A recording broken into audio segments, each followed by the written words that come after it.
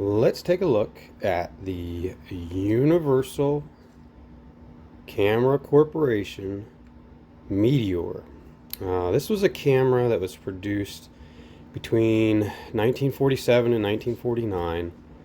Sold for 15 bucks, which, you can do the math on adjusting it for inflation for today's prices. But basically, in my opinion, this was a predecessor to cameras like the Diana's. This is a Diana clone Stellar. Um, it a lot of the features of this camera are very similar to this, and you can kind of see the progression. But save that one for another day. Uh, Cameras that sold around the same time and for about the same price as the Meteor would be Baby Brownie, which is a 127 format film camera.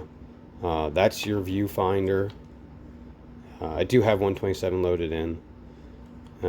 Very simple controls on this. There's your shutter, there's your film advance, and that's it. That's all you got. So these generally sold for around $1. This camera, when it was introduced in 1947, sold for 15. So substantially more, but it offered a bit more features. There are some other, kind of nice things about this camera. We're going to go over them right now. So some of the advertisements for this camera from back in the day list that there were 12 professional features of the camera. I've since lost that document, and I had it, and I'm not sure where it got to anymore. But anyway, I'll go over some of them, and I think I can get 11 of them in. So let's start with the flash shoe. That's feature number one, is it has a flash shoe. It does say that it's synced. I don't know how. Not exactly sure how that works, but it's beyond me. Second is a viewfinder, right? And it's an okay viewfinder. I'll try to get it here to focus, but I don't think I'm going to get much through it. You can see it's pretty small, pretty dirty. But it was at least a step up over this, framing system viewfinder in the Kodak Brownie. Not that they sold, exactly competitively, but it gives you an idea. The other interesting thing that this camera has is an extinction meter. So it actually has a light meter built into it. And the way the light meter works is you put your eye up to this hole here, all right, and you wait for your eye to focus in on the amount of light coming through the meter.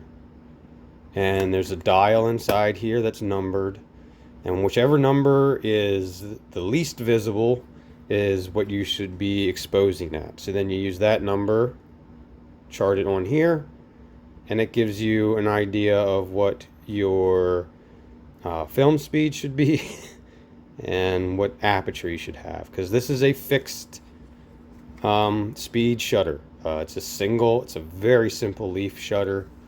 There's no adjusting the speeds on it. You can basically adjust the aperture, and that is it. This camera, when I purchased it at a flea market, didn't have the red plastic, behind here.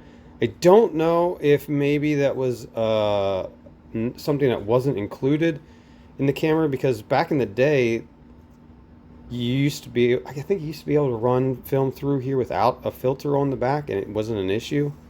But since, I guess, the change in the film or in the backer, you have to run a filter. Anyway, getting distracted here. So your extinction meter, you have your chart here for the readout of how to use that extinction meter. Another feature here on the top is your film winding knob, and this only will turn in one direction. That's how you advance the film. Doesn't stop automatically. You can, you drift way past your frame and expose a completely different piece of the film than what you wanted to. So that kind of takes care of the top of the camera. We're going to move around to the front. This has a square aperture, all right, and it has a range of f11 to f32. So basically, all but pinhole photography.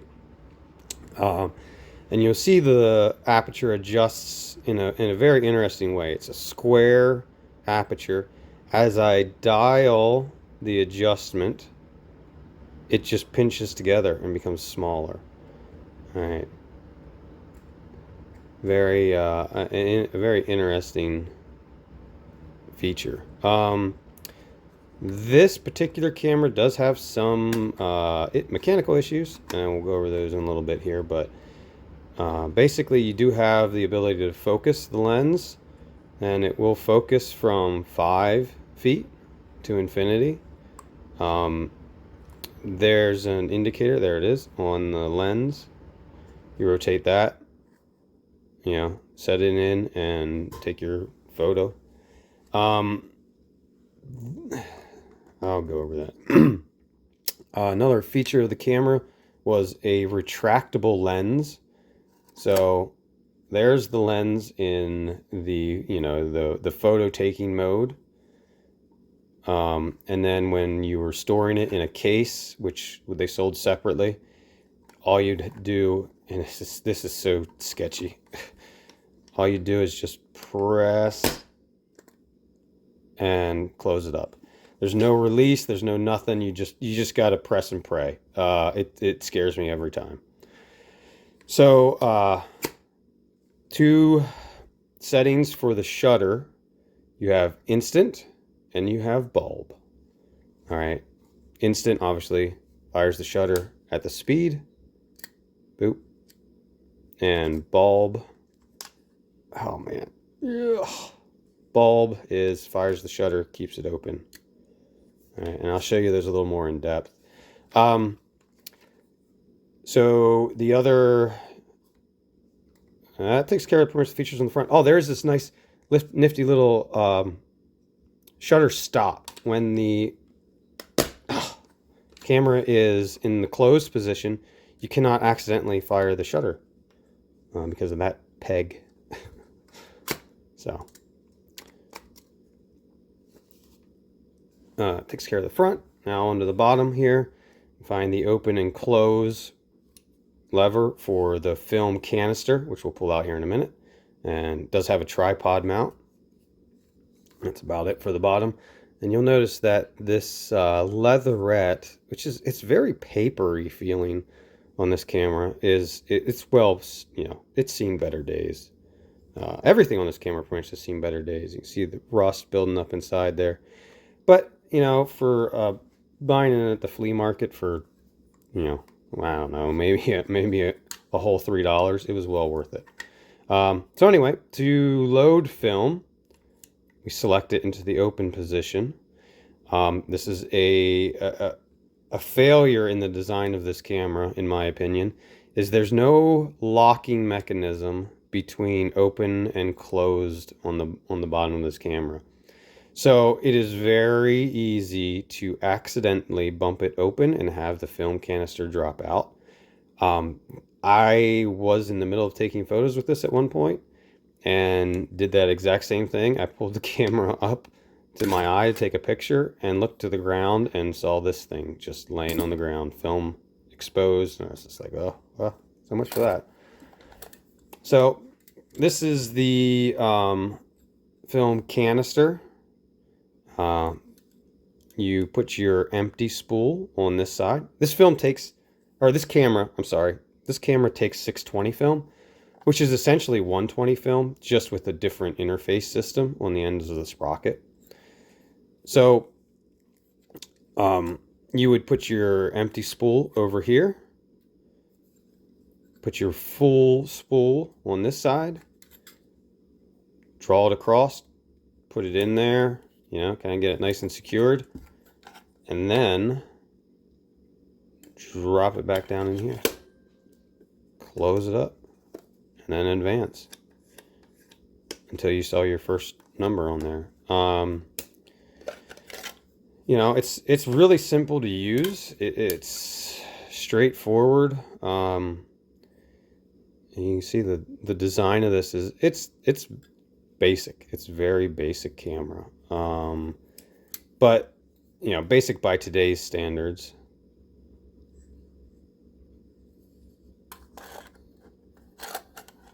Interestingly enough, if you'll notice, the film plane on this camera is curved. All right, it's an interesting feature of a lot of toy cameras, is they often curved the film plane to force the perspective of focus happening in here, right? Because our light is now hitting differently all the way around the film and hitting correctly on the you know, the center of the plane. So you could kind of fake focus through that method. Something that's still used on, well, I shouldn't say still, was used on, see, and here you go, look at this. It was used on toy cameras back in the day. All right, make sure that's good and secured. All right, so we'll dive in real quick to the actual inner workings of this system, since it's so easy to take apart. I've had this apart a couple times trying to correct some issues with it. I never really got anywhere because I'm not exactly sure how to proceed. So 2 screws here that will expose the entire shutter and aperture assembly, and we can take a closer look at them and get a good idea on how they work. Again, this is a very basic camera, but for its time, it was, you know, it wasn't bad. $15 might have been a little much.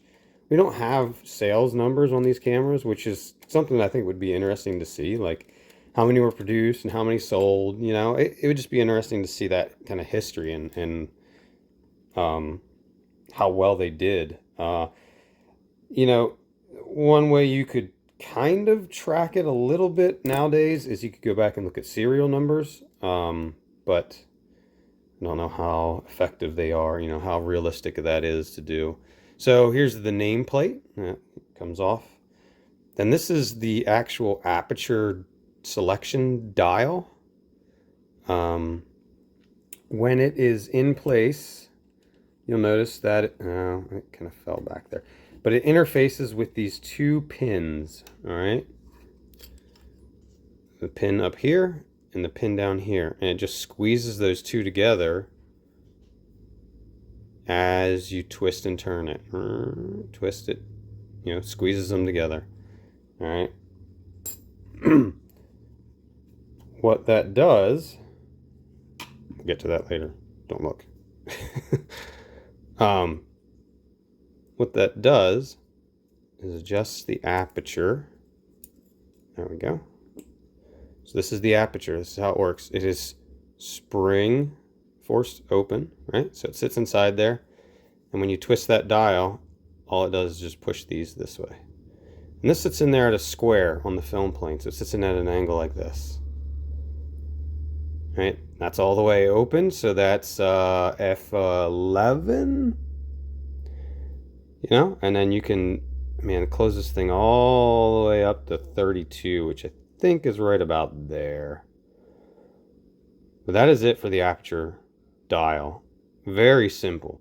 In fact, it's more complicated of a mechanism than like the Dianas and the other film cameras, the other, you know, kind of toy film cameras in the medium format range, because they're usually just this dial with holes punched in it and it adjusts back and forth.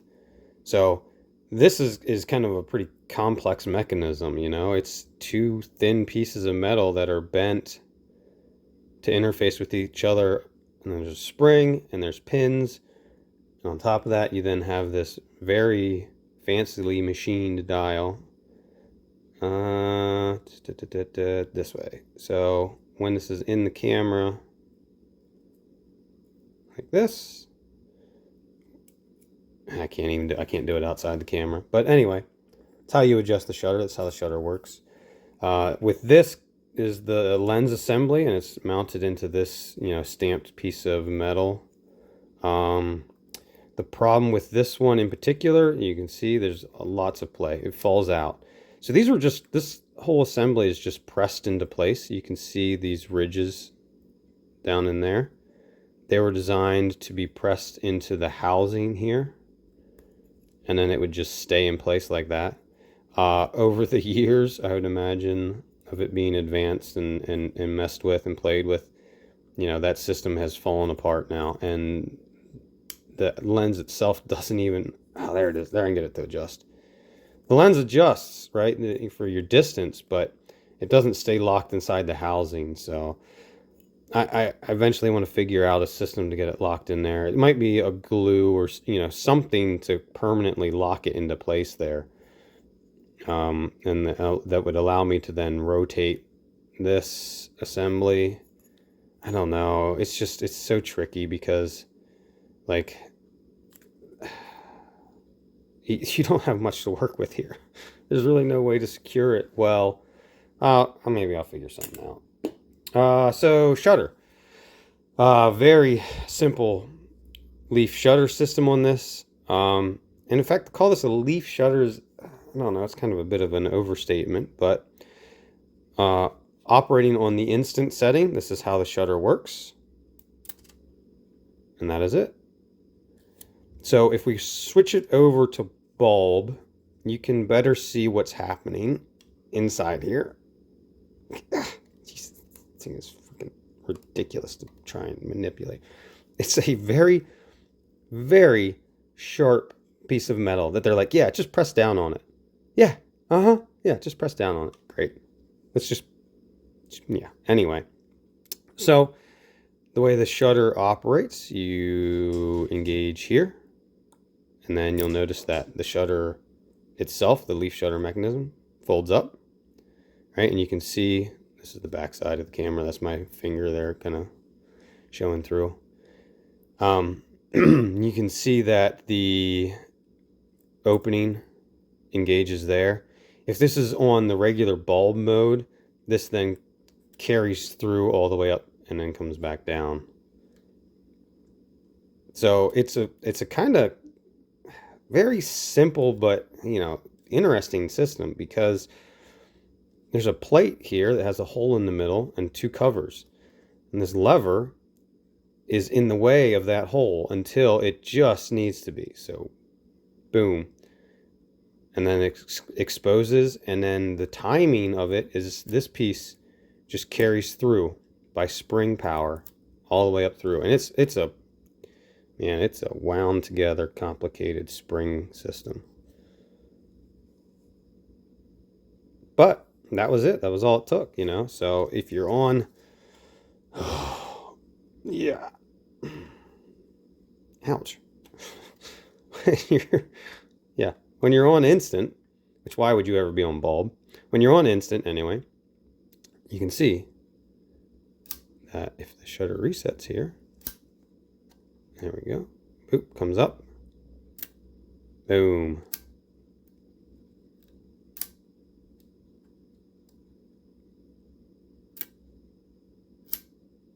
Yeah, as long as this engages, and it doesn't seem to be wanting to engage. See, that's the problem with these old cameras. Once you take them apart, start fiddling with them, they become finicky. So this is the stop, catches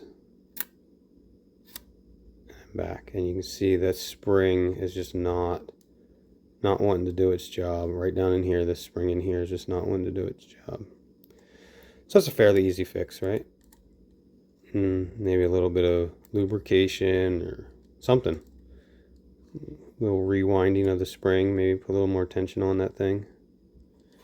Anyway, best left for another day. So, reassemble. Make sure you put your aperture back in. Lift up here. Again, so with the 620 film format, it's you know, a fairly affordable camera to shoot with nowadays. Um,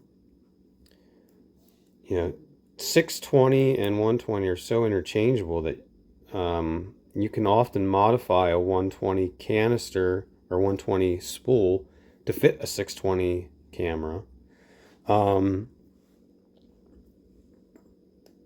Or you can still buy 620 film.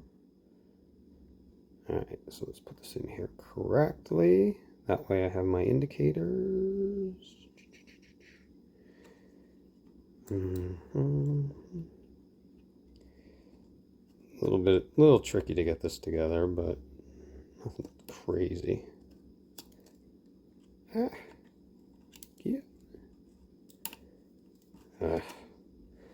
So this is a camera that I would love to be able to shoot with at some point here in the near future. Yeah, and maybe that'll happen once I can get the lens system figured out and get it squared away and get it working correctly. It'd be it'd be a fun little camera to go shoot with. I thought when I first bought it, it was fully operational, and it was. You know, the lens was still kind of in place and intact, but you use it once and it just film fell out of it, and then the lens focus busted free, and yeah, it was all kinds of fun times. All right, put this back together, and so that's pretty much going to be it for my review, if you will, of the Universal Meteor camera. I have some other ones that I would like to, shoot in this format and kind of talk about them and explain a little bit more about and show you kind of how they work. So, we'll see in the near future if I get any more of those up. I still have, some other cameras that I'm in the middle of working on. There's some videos that I'm in the middle of editing that, go back to some of the first ones I've done. So, if it's something you're interested in seeing more of, stick around. Maybe you'll get lucky. Maybe I'll actually get around to making more of these someday. So, thanks for watching and take care.